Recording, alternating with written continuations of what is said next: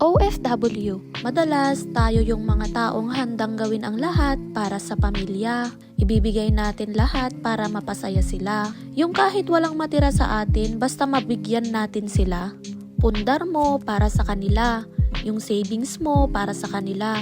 Pero masakit sa loob yung at the end of the day, kahit anong bigay at sakripisyo mo ay halos makalimutan mo na ang sarili mo, ay yung hindi ka mabigyan ng respeto ng mga kapamilya mong halos umubos sa pagod at pagsasakripisyo mo. Yun ba ang kasama mo na sila pero parang hindi na sila yung mga minahal at binigyan mo? Yung nakalimutan na nila lahat ng sakripisyo mo kasi nga bumaliktad na yung mundo, ikaw na yung mahina at sila na yung malakas. Pero hindi nila kayang gawin ang ginawa mo para sa kanila.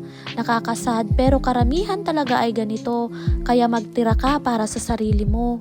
Dahil hindi lahat ng tinulungan mo ay ibabalik din sa'yo ang ginawa mo, kapamilya mo man yan o ibang tao.